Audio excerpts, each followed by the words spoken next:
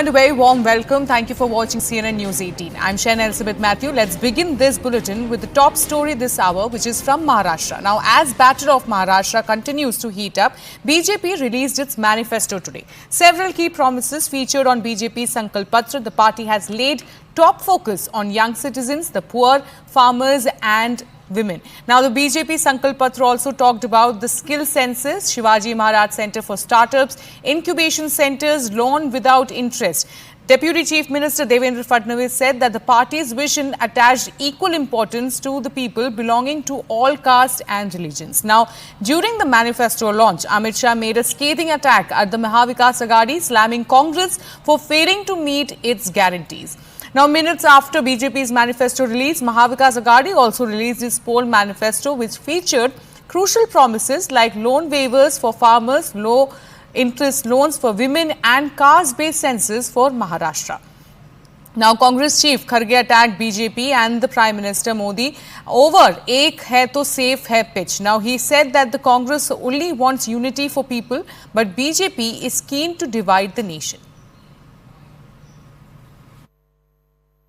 60 करोड़ गरीबों को घर, बिजली, गैस, शौचालय, पीने का पानी, मुफ्त अनाज और मुफ्त इलाज ये देने का काम भी हमने किया है।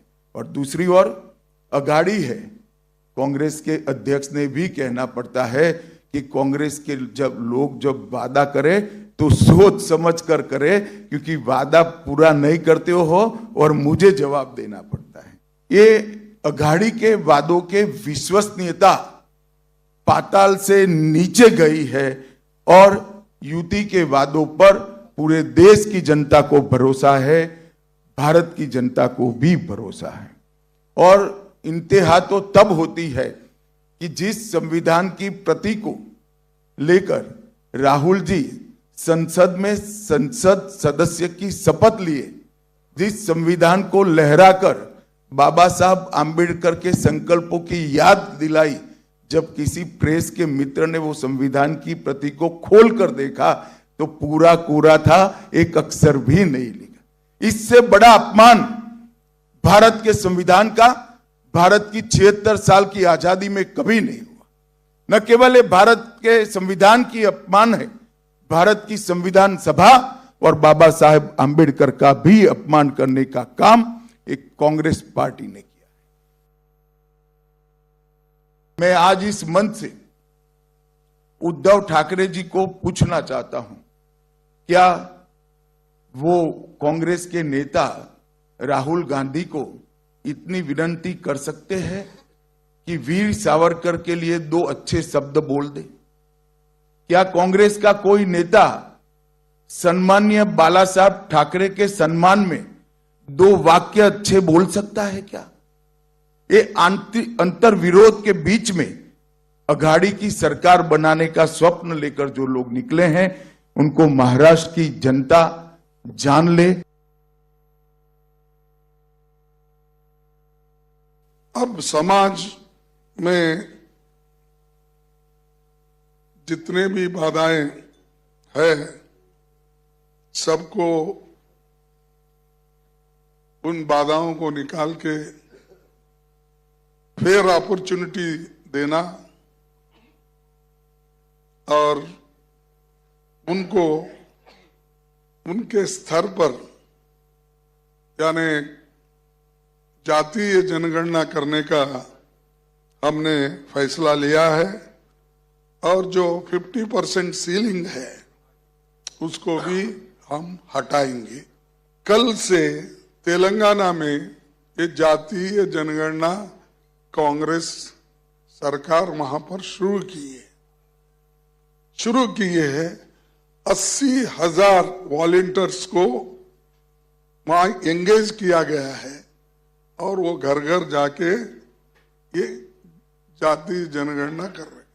ये जातीय जनगणना हम डिवाइड करने के लिए नहीं कर रहे हैं। सब चीजों को हम मालूम करने के बाद हम लोग इनको क्या सहूलत दे सकते हैं सरकार के ओर से, और उनको जो समाज में ऊपर लाने के लिए हम क्या कुछ मदद कर सकते हैं, ये उसका असल मुद्दा है। बटेंगे तो क्या है, कटेंगे। अरे पहले तो आप मनुस्मृति स्वीकार करके पहले ही समाज को बांट दिया है, पहले ही बांट दिया, अब फिर और बांटना चाहते हो। कौन कहता है काटना? किसकी बात कर रहे, किसको काटेंगे आप? 140 करोड़ जनता को काटेंगे? अरे अब तक तो हम एक रख के आए हैं, बटना नहीं, इसी के लिए इंदिरा गांधी जी ने अपनी कुर्बानी दी। ये देश बटना नहीं, इसी के लिए तो राजीव गांधी अपनी कुर्बानी दी। अब आप बात कर रहे हो, इनका स्लोगन अलग है, योगी साधु जी का, योगी महाराज का, योगी नहीं, योगी जी का अलग है, मोदी जी का अलग है स्लोगन। एक है तो सेफ है, सेफ, ये सेफ नहीं बोले वो, हिमाचल की सेफ है बोले। तो इनका स्लोगन चलेगा, अब क्या उनका चलेगा मुझे मालूम नहीं है। हम तो ये चाहते हैं, देश हमेशा एक है, एकता के लिए हमने जान कुर्बानी की है, आजादी के लिए हमने जान कुर्बानी की है, और हमारे लोग लड़े हैं, आजादी मिली है। जिन्होंने आजादी दिलाई उनको ही आप मारने वाले लोगों में से हो। Sujit ji, the manifesto has just come, बड़े बड़े प्रोमिसेस आपने किए हैं, आपको लगता है इस बार मैंडेट आपको मिलेगा? 2100 रुपए स्पेशली जो वुमेन स्कीम है बढ़ाने की आपने प्रॉमिस किया है। मुझे तो महाराष्ट्र की जनता के भाव से महायुति की सरकार आना, इसके लिए 23 तारीख तक इंतजार करने की आवश्यकता भी नहीं लग रही है। जब हम बैठकों में जाते हैं, सभाओं में जाते हैं, जब लाडली बहनें आवाज जब हम पूछते हैं तो हाथ ऊपर करके आशीर्वाद देती है, तो मुझे लगता नहीं लाडली बहनों ने भाऊबीज की रिटर्न गिफ्ट ये तो 20 तारीख को देंगे। किसान को हम 12,000 रुपए दे रहे हैं, तो किसान भी अन्नदाता, ये हमें भी सुखी भव का आशीर्वाद देगा। अभी हमने युवाओं के लिए लाडले भाई की योजना बनाई, उसमें भी हजारों लोगों को काम मिल रहा है, तो वो भी हमारे साथ आगे बढ़ो के साथ हमारे साथ खड़े रहेंगे, ये विश्वास है। और अभी हमने जो संकल्प पत्र दिया है, इसमें किसानों की कर्ज मुक्ति का भी निर्णय किया है।